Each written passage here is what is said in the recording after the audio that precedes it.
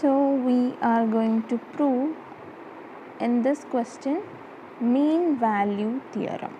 Okay, mean value theorem. So basically for mean value theorem there are two conditions. First one, whether this given function is continuous in the domain, okay, and whether it is differentiable in the given domain. So first condition, whether it is continuous in the domain. Yes, it is continuous since sine functions are continuous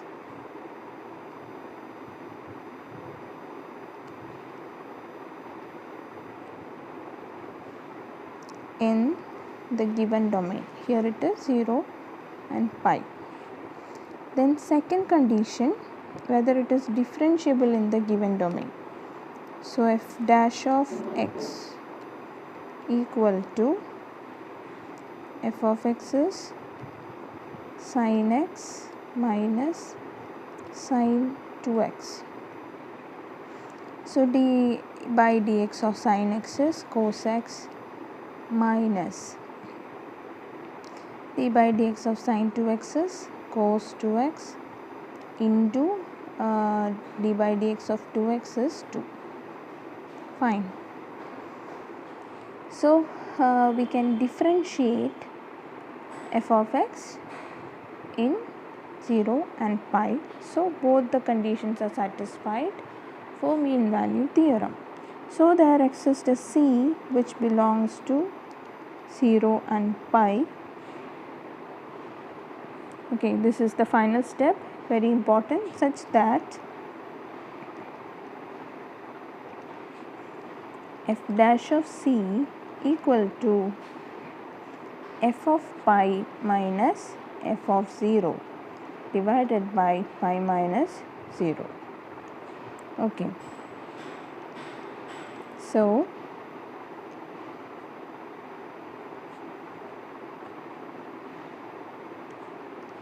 what is f dash of x? That is cos x minus 2 cos x. So in place of x we can just write c, cos c minus 2 cos c, which is equal to, what is f of pi? That is sin pi minus sin 2 pi. Okay, then we have minus f of 0. F of 0 is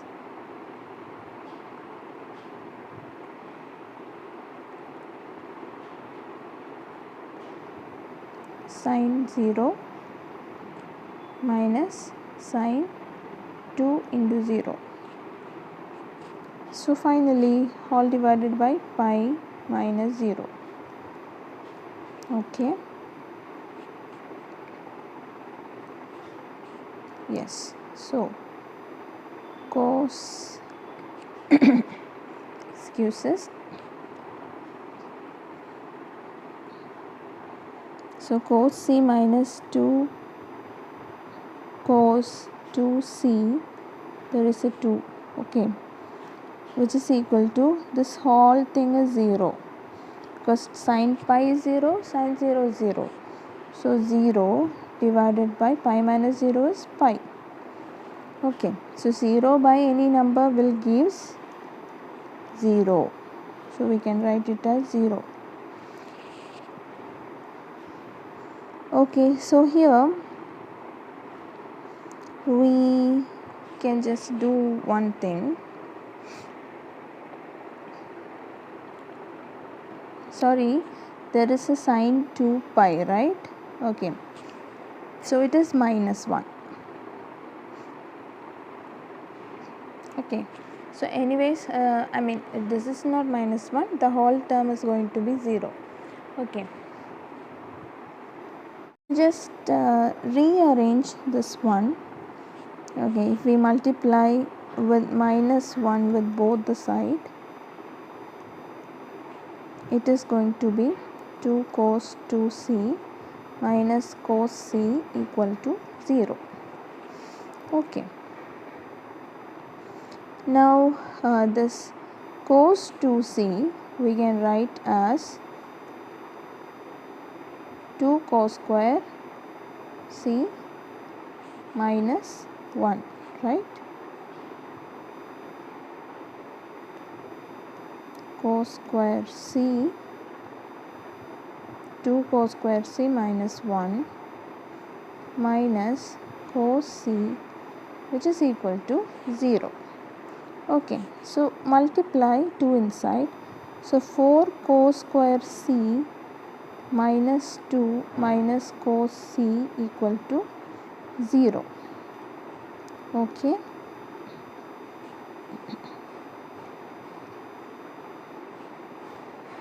Yes.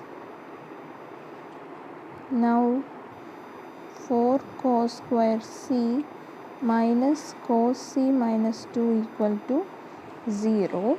So this is in a form of quadratic, in a form of polynomial, right? See, if in this places if we put x, 4x square minus x minus 2 equal to 0, like that it will come. Okay, so just apply the quadratic equation, that is minus b plus or minus root 4ac divided by 2a. Apply this equation and find out the solution for this. So the answer will be cos c equal to 1 plus or minus root 1 plus 32 divided by 8. Okay, that is 1 plus or minus root 33 divided by 8. C equal to cos inverse of 1 plus root 33 divided by 8. And this function definitely belonging to 0 and pi. 0 and pi. So the whole theorem has proved. Okay. So let's see our next question. If f of x is mx plus 1, if x less than or equal to pi by 2 is continuous at x equal to pi by 2, sin x plus n if x greater than pi by 2. Okay, so our LHL as we done before, so limit x tends to pi by 2 minus. So if that comes, function is mx plus 1, okay, which is equal to limit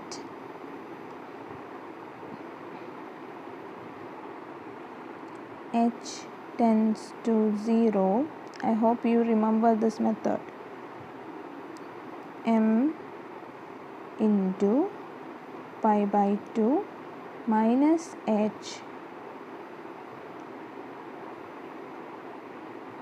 plus 1. Okay, so what will be the answer? If we put 0 in place of h, we are going to obtain m pi by 2 plus 1. Next, RHL, that is limit x tends to pi by 2 plus of, so if it is pi by 2 plus, then it will be sin x plus n, which is equal to limit h tends to 0